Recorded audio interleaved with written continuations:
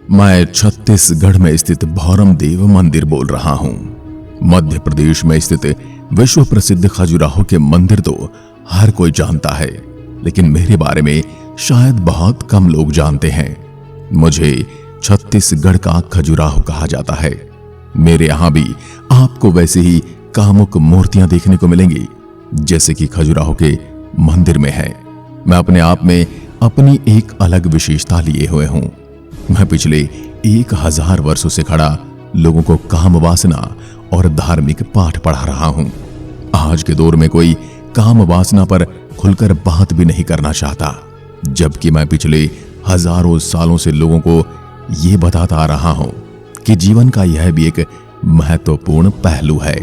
इसे भी अपने को उसी शान से जीना चाहिए। मैं आज आपको मेरे यहाँ की कामुक मूर्तियां बनाने के पीछे क्या कारण रहे, साथ ही मेरे ही पास बने कुछ और भी मंदिर बताऊंगा। और साथ ही अगर आप शादी करने का सोच रहे हैं तो उसके लिए भी आपको एक महत्वपूर्ण जानकारी दूंगा, जिसके लिए मेरे साथ आप अंत तक बने रहें। मेरे प्राकृतिक सौंदर्य और मेरी खूबसूरती को देखने के लिए मीलों दूर से लोग आते हैं। आपसे भी मुझे यही आशा है, तो मेरा यह वीडियो देखने के बाद आप जल्द ही मेरे से रूबरू होने के लिए जरूर पधारेंगे। मैं छत्तीसगढ़ के कबीरधाम जिले के चोरा गांव में स्थित एक प्राचीन मंदिर हूं। मेरा जन्म लगभग 1000 वर्ष पूर्व माना जाता है। मैं देवों के देव महादेव को समर्पित हूं। मेरे चारों ओर मैकल पर्वत समूह है।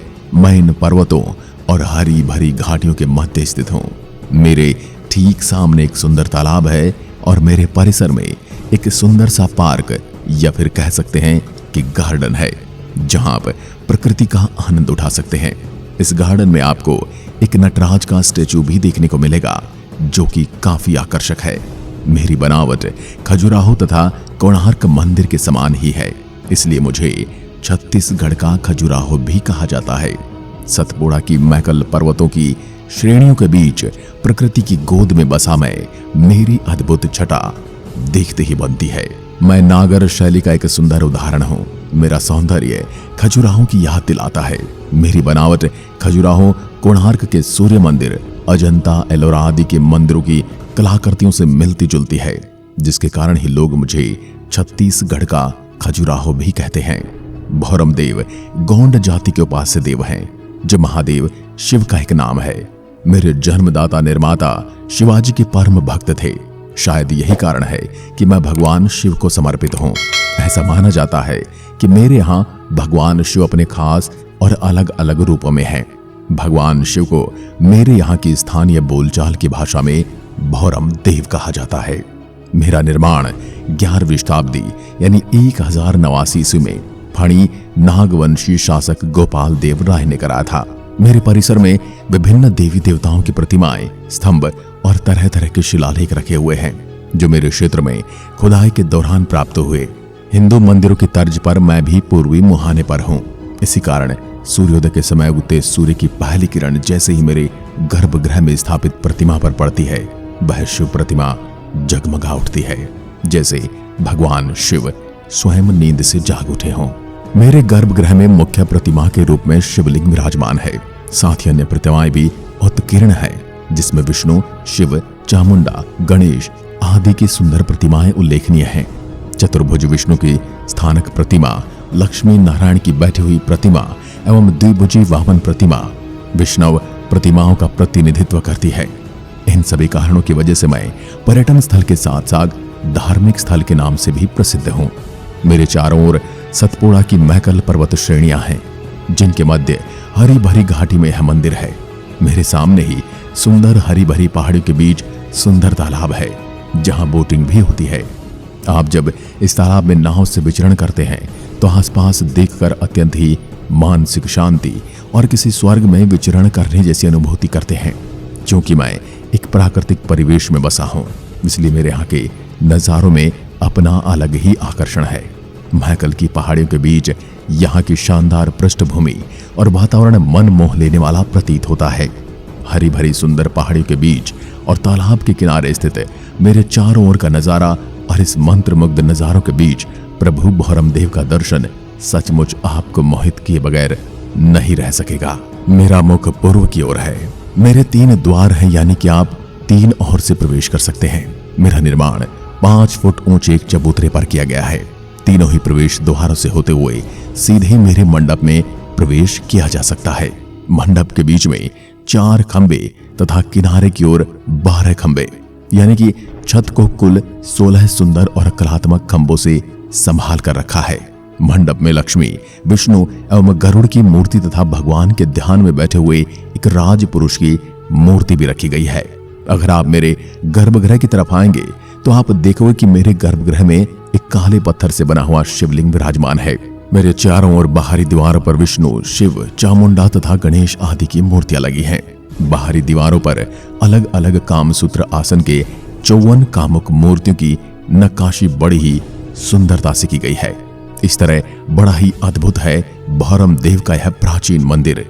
यूं ही प्रसिद्ध नहीं है मेरा यह भौरम देव का ऐतिहासिक मंदिर। मेरे पास ही लगा हुआ लगभग 1 किलोमीटर में एक और खूबसूरत ऐतिहासिक स्मारक है, जहां एक और प्रसिद्ध शिव मंदिर है जिसे मड़वा महल कहते हैं। यह विवाह संपन्न कराए जाते हैं, इस वजह से इसे दुल्हा देव भी कहा जाता है। विवाह में मंडप का प्रयोग होता है और छत्तीसगढ़ में मंडप को मड़वा कहा जाता है। अब तो आप समझ ही गए होंगे कि इसका नाम मड़वा महल क्यों रखा गया है। यह नागवंशी शासक और है वंशी रानी के विवाह के स्मारक के रूप में भी जाना जाता है। ऐसा कहा जाता है कि इसका निर्माण 1349 ईस्वी में फणी नागवंशी शासक रामचंद्र देव ने कराया था। मड़वा महल में फणी नागवंशी शासकों की वंशावली चिन्हित भी की गई है। आपके मन में ये प्रश्न भी उठ रहे होंगे कि मड़वा महल का निर्माण क्यों कराया गया, इसका उद्देश्य क्या रहा होगा।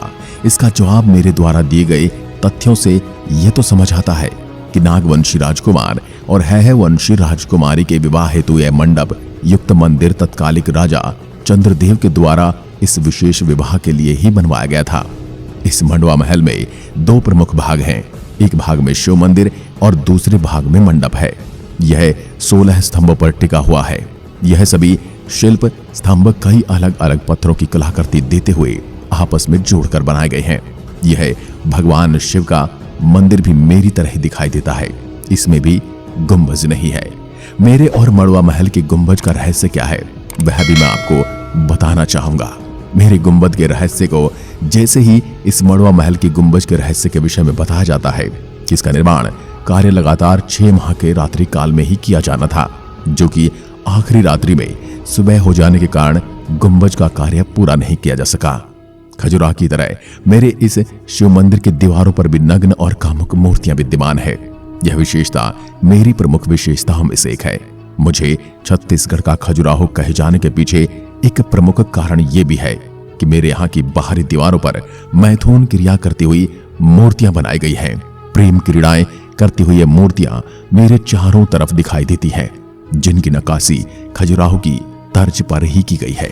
मंदिर का गर्भद्वार काले चमकदार पत्थरों से बनाया गया है, जो इसकी खूबसूरती में 4 चांद लगाता है। मेरे पास एक और शिव जी का मंदिर है जिसे छेर की महल के नाम से जाना जाता है, जिसके बारे में भी आपको बताऊंगा, ताकि आप जब भी मेरे यहाँ आए तो आप यह मंदिर भी जरूर देखें। छेर की महल 14वीं ईस्वी शताब्दी में बना एक और पुरातन शिव मंदिर है।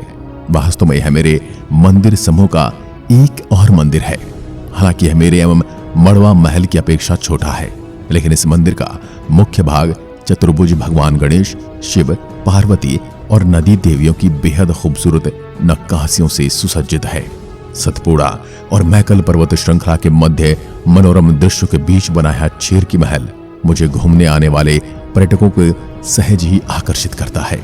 पर्यटक यहाँ का नजारा देखने दूर दूर से आते हैं। यह छेर की महल पत्थर के आकर्षक चौखट और भित्तीय चित्रों से परिपूर्ण है। यहाँ की एक आश्चर्यजनक बात यह कि इस मंदिर में हमेशा ही बकरों की गंध मिलती रहती है। इस विषय में कहा जाता है कि गंध प्राचीन काल से इसी तरह मिल रही है। अब यह गंध क्यों आती है, ये कोई नहीं जानता।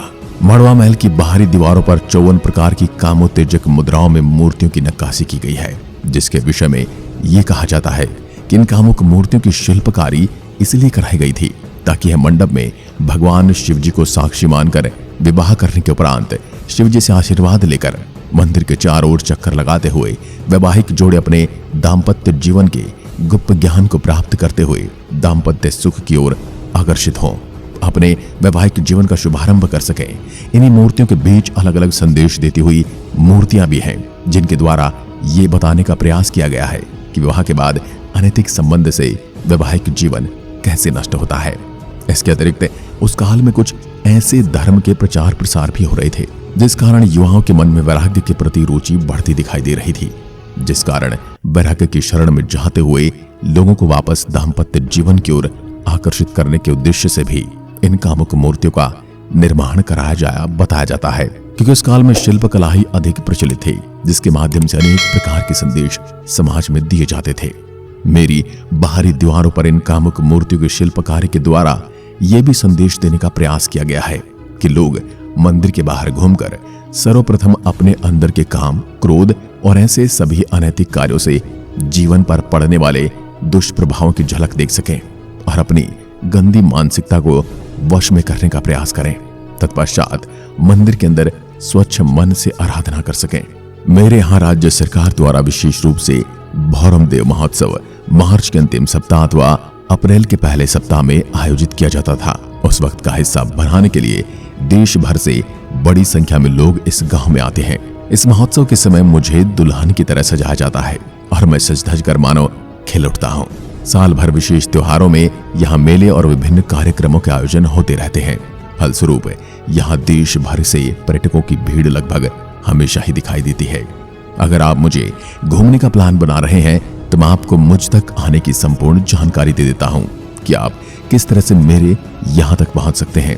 अगर आप मुझ तक आने के लिए हवाई यात्रा करना चाहते हैं तो मेरे यहाँ का सबसे निकटतम हवाई अड्डा राज्य की राजधानी रायपुर है। मुख्य हवाई अड्डा कबीरधाम कवर्धा से लगभग 130 किलोमीटर की दूरी पर स्थित है। यह हवाई अड्डा मुंबई, नागपुर, दिल्ली, हैदराबाद, कोलकाता, बेंगलुरु, विशाखापट्टनम एवं चेन्नई से जुड़ा हुआ है। अगर आप रेल यात्रा से आना चाहते हैं तो मैं रेलवे नेटवर्क से भी अच्छी तरह से जुड़ा हुआ हूँ। मेरा निकटतम रेलवे स्टेशन छत्तीसगढ़ राज्य की राजधानी रायपुर, जो कि हावड़ा मुंबई मुख्य रेल मार्ग पर स्थित है। यह रेलवे स्टेशन कवर्धा से लगभग 120 किलोमीटर की दूरी पर स्थित है। दूसरा रेलवे स्टेशन मध्य प्रदेश राज्य के जबलपुर में है। यह रेलवे स्टेशन मुझसे लगभग 250 किलोमीटर की दूरी पर स्थित है। मैं सड़क मार्ग के माध्यम से रायपुर, बिलासपुर, दुर्ग शहरों से जुड़ा हूँ, जिस वजह से सड़क मार्ग या बस से यात्रा करके पर्यटक बड़ी आसानी से भौरम देव मंदिर आ सकते हैं। मेरे आने का सबसे अच्छा समय अक्टूबर से फरवरी तक सर्दियों के महीने के दौरान है। इन महीनों में छत्तीसगढ़ के मौसम की स्थिति काफी सुगत रहती है और भौरम देव मंदिर की यात्रा के लिए सर्वश्रेष्ठ मानी जाती है।